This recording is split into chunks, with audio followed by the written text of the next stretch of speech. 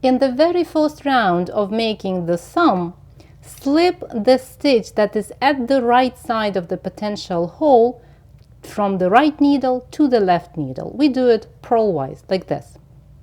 And then insert the tip of the right needle from right to left into the second stitch from the tip of the left needle. And that's going to be the stitch that is at the left side of the potential hole. So we go from right to left and then pass the stitch over the first one. But we don't drop either of the stitches. See, they're both on the needles.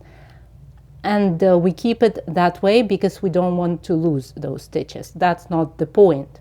Then move the stitch to the center of the needle to keep the needle balanced. Take an empty needle and start the first round. You can attach the working yarn in any way you like, but I usually simply start working with this yarn to knit or purl the stitches depending on the stitch pattern you follow. So I simply knit the first stitch and then continue knitting until we get to the spot where we could get another potential hole that would be at the other side of the thumb, and that's going to be over here. We stop one stitch before that spot. So if the spot where the hole could appear is over here, I stop right here while I'll have one stitch before that potential hole. And then insert the tip of the right needle from right to left into the second stitch from the tip of the left needle and cross these stitches as well by passing the second stitch over the first one. And we don't drop stitches again.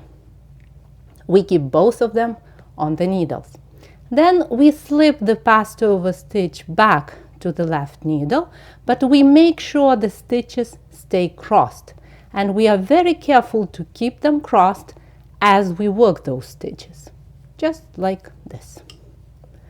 And this is the same thing that you could do to prevent holes in the sock gussets and in the underarms of seamless sweaters. All you need to do is to cross stitches like this when you work the first row after you finish the gusset, or the first row of working the body or the sleeves of the sweater.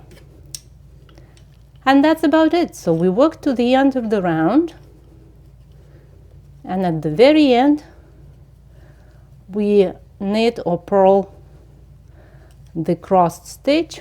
That's going to be the last stitch of the round, and we work it depending on the stitch pattern that we follow. And because we crossed the stitches in the first round, there is no way the hole would appear here. In the second round, there is no need to cross the stitches. We simply work them according to the pattern.